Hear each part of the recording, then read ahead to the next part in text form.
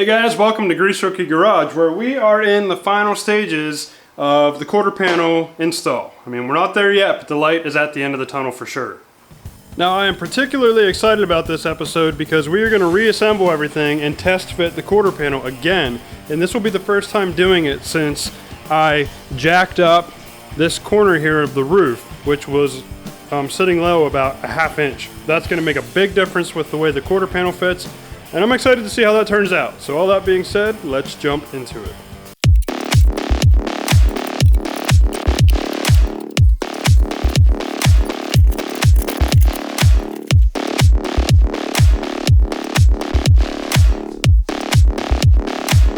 So things are starting to look good, especially when you come down here and look at that newly painted frame with the POR 15 and the Wheelhouse. But there are some issues with the Wheelhouse, particularly the fact that it's still sitting at a little bit of an angle. It's sitting about 5 degrees inward when it should be more at a 90-degree angle in there.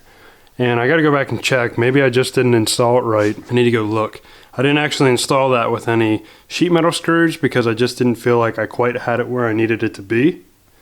And then the other issue is I'm still having some problems with the bottom of this quarter panel. It's higher on this end than it is down here. I'm not sure what's going on there. I don't know if this rocker panel maybe is bent up or what. I'm not sure. Not quite sure what's causing that. We got some investigating to do. All right, so we just jumped ahead 12 days. Took some time off for the holidays. I got that heater installed. I have my fume extraction system up and running. And as far as this wheelhouse goes that I was talking about whenever I last filmed, I now have it fitting much straighter. I moved the top flange of the wheelhouse over to this side of the flange of this brace. From the factory, it rides on the inside, but because of all this damage that has been done from the T-bone accident, I just found that it was going to be easier to move it over, and then I'm going to modify stuff as I need to. So with all that being said, we are now moving on to other things. All right, so today's task is to weld in the trunk floor pan. Now, it still needs to be fixed here, where I had to modify it in order for the wheelhouse to fit. But I'm going to do that, I think, after I weld this into place. I'm going to weld this into place in its final location, and then we will fit the wheelhouse. I mean, it's basically in its final location, but we'll get it screwed down with sheet metal screws. And then I think I'm going to come back and tack this section into place so I have good fitment. Then we'll take the wheelhouse off and weld that into place and be done with the driver's side trunk floor pan. And then, of course, it'll be on to the wheelhouse. And after the wheelhouse, it'll be on to the quarter.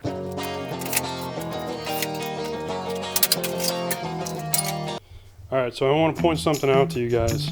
Most of you know that this has been a very big problem area for me with the T-bone damage. So as you can see with the way the wheelhouse is fitting, this area is still pretty boogered up. It's straightened out as best as I can get it. I'm not going to sweat this. Right now the priority is going to be getting the driver's side trunk floor pan welded in, then the wheelhouse fit properly, because this is the best I've had this wheelhouse fitting, and it fits very well with the quarter panel when the quarter panel is on. So once this is fit properly, I'm going to come back and shape this as best I can to fit the wheelhouse so that this can all be welded in nicely. But there isn't going to be much more straightening out of this. It's to the point where I would lose my mind trying to fix this. This is definitely one of those progress over perfection aspects of the project. Alright, so with the wheelhouse off, I'm going to start marking where I know I need to have spot welds based on where they are on the other side of the car. There should be 4 back here, and they don't need to be perfect. I'm not building a rocket ship here. And I'll probably put one right here and cover that up. So I can come over here, look at this side, and get a pretty good idea.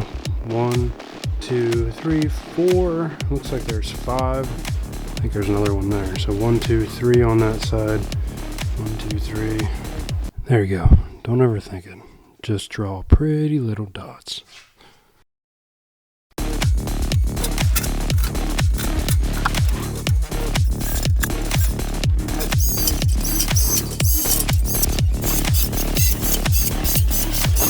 Alright, we got all our holes drilled for the spot welds. Worked my way up to 5/16 inch holes for the spot welds. And now all that's left to do is go through and mark on the frame rail and the mating surfaces where these holes are so that I can bare the metal so that we have a good strong weld when we finally go through and zap all this in.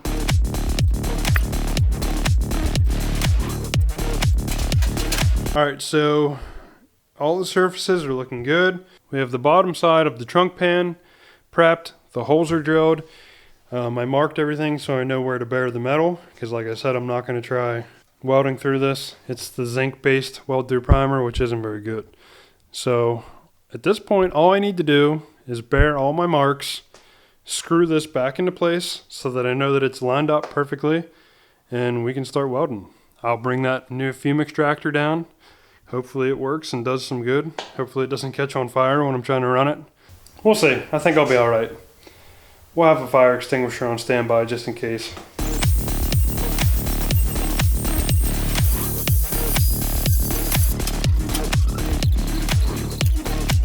I have my fume extractor set up. I'm just going to show you guys what I have here. Basically, I modified an old umbrella light, put a hole in the top so that it obviously casts a larger net to grab fumes. So when I'm welding down here, the fumes come up into here and then get sucked in the fume extractor and go outside. Everything's set up. My welder is set up, and I'm ready to start welding in the trunk floor pan. Let's get her done.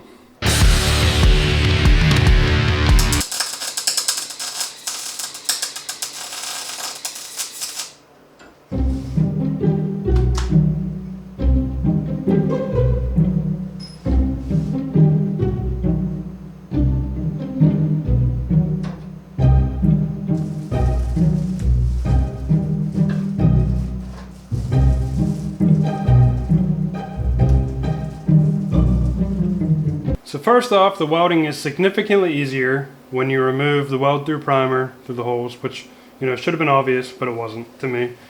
And second of all, I'm going to move the fume extractor right down to the area where I'm welding. I did not like the umbrella setup. Just wasn't effective. The welding fumes seem to have a lot of weight to them. They don't rise, they just kind of float in the air, and they need a lot of persuasion to get sucked up. So we're going to try this. We're going to weld right here and see how that turns out.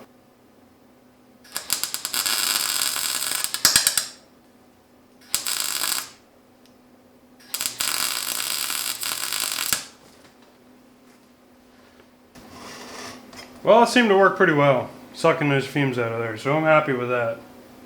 We got a good, strong weld right there. Things are going good. Alright, so what I currently have going on is not an ideal situation. I don't know if you guys can see that, but there's smoke pouring out here. Under normal circumstances, I think the fume extractor would work. But, and I contemplated whether I should do this or not before I did it. And now I wish I hadn't done it. Putting the POR 15 on the frame rail, not the best idea before welding that trunk pan in place, because it's literally starting to catch on fire as I weld it in place, and it's making a few times I've had to put it out with my gloves while I'm welding, and it is producing a lot of smoke. So I have my fan going, pumping air out of the garage, sucking the stuff out as I work. It's tough to see, but up and along here in the dark spots there's burn marks from where the POR 15 was starting to catch fire. You can see there's a haze of smoke in the air. Not good. So at this point, I'm running out of steam anyway for the evening. I'm gonna sleep on this and figure out how I want to proceed. There's a lot of spot welds to get that thing in. I'm looking at 2, 4, 6, 8, 10, 12, 16, 14, 16, 18, 20, 22, 24, 20.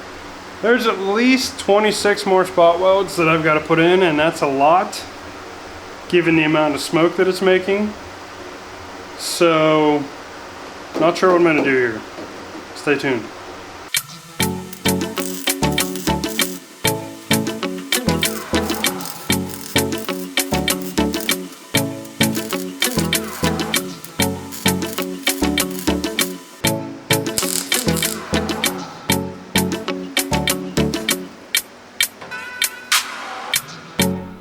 Well guys, we did it. We made it through 2020. Also, I zapped in the trunk floor pan. Basically, I opened up all the garage doors, had the fan blowing out the window, and I just went to town. Made a heck of a lot of smoke, but with the garage door open and the fan pumping stuff out, it was good, got it in, grinded down the welds, we were good. Now, back to making it through 2020. A big part of how I got through 2020 was you guys. So thank you for that. All of your help and support. Also, I know this time of year is tough for a lot of people. We're coming off of the high from the holidays and suddenly we're like, oh, what do we do now? And I say, embrace your projects. And if you don't have a project, find one, even if it's a small one, like painting a gas tank or rebuilding a lawnmower engine, do something. But most importantly, I say, share your work with everyone. I've said it before, hop on Instagram, share your pictures of what you're doing, keep people updated, start a YouTube channel, do something. But the reality is I've made so much of this progress on this car by being inspired by a lot of other people and help from you guys. So just join that community and embrace it and be productive, you know? Clean your garage, start somewhere, do something. So many of us, by nature, we're designed to be creative and work with our hands. It's in our blood. I know it is for me, and that's where I'm happiest. So sitting idle does not work well for me. So, you know, my advice to a lot of people is usually find something that you can do with these right here. And build, design, create, and find your happiness. There's nothing wrong with that. It's if it helps bring out your best self, then that's only gonna benefit others. So I appreciate all you guys. And we're making headway. We're getting there. So hopefully 2021, we're gonna have a lot of progress moving forward. So until the next episode, guys, stay driven. We did it, Nala. We made it through 2020. High five. Yeah. Oh, you missed me. High five. Yes! We made it through 2020. Yes! Yes! You're the best.